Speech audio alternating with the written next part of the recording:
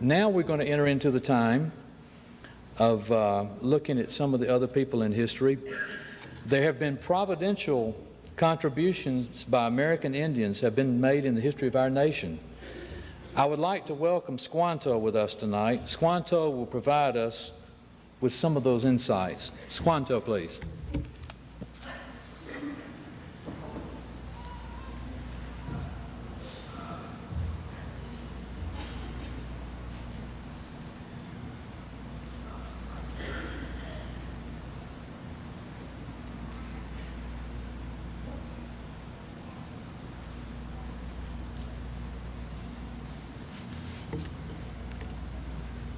I am Squanto of the Pawtuxet tribe.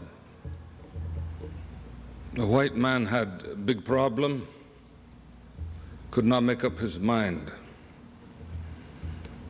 When I was about 20 summers old, some of the white skins in 1605 decided I would make a good slave. They took me to England. Then another white skin, Captain John Smith, 1614, he brought me back to my land. And then Captain Hunt made me slave again, took me to a place called Spain. I was rescued by some friars in a monastery in Spain, and I was brought to the Lord Jesus Christ. In 1619, I returned to what white skins were calling the New World. As 6 moons before these pilgrims came to this country. And you see, I could speak English. I was Christian. My people had been wiped out, Pawtuxet, wiped out by the small burning. The white skins call it smallpox. In 1621, my friend Massasoit of the Wampanoag brought me to these white eyes, and I showed them how to fish, where to fish, and then how to use some of the fish to make corn, beans, pumpkin grow. Just a little later, in 1622, I was leading expedition, a place called now Cape Cod. I died of a fever. Believe me, it is no happy hunting ground. There is a land that is fairer than day, and by faith you can see it afar. The Father waits over the way. Prepare you a dwelling place there. I was like my brother Joseph. I know him now.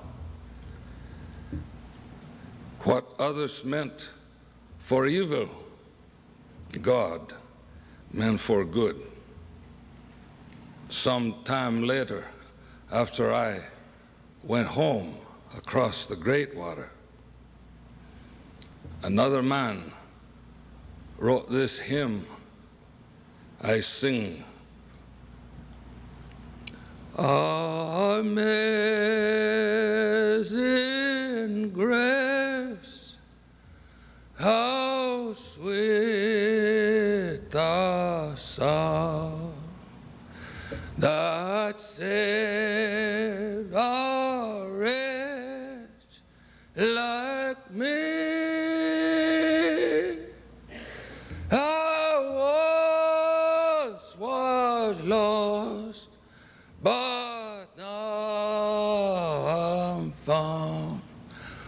was blind, but now I see. Through many dangers, toils, and snares, I have already come. 'Tis grace hath brought me safe thus far, and grace will lead me home. When we've been there 10,000 years, bright shining as the sun, we've no less days to sing God's praise than when we first begun. I'm Jim Hilderbrand, a half-breed Cherokee, and my father and his father before him are buried at Timpson Chapel near Veneta, Oklahoma. The father before them was part of the Trail of Tears when in the 1830s the government decided that either the only good Indian was a dead Indian or that they should live on bad land in a place now called Oklahoma. But you see, the gospel had been making its influence, saving grace known down through the years. And I know that I'm here tonight, and my little Nora keys that belong to my Norwegian son-in-law and my daughter are here today because people prayed generations and generations ago. The Trail of Tears was a sad time. My mother's people jumped off the wagon train somewhere in Arkansas, moved into Illinois, and became white people with dark tans. My father's people went on to Oklahoma and settled in what was then Indian Territory, where my grandfather Hilderbrand was born. They almost named Timpson Chapel Hilderbrand Chapel, but my grandfather thought the first pastor should have his name on the chapel. You see, there are many times in our history that people have intended evil, and God has meant it for good.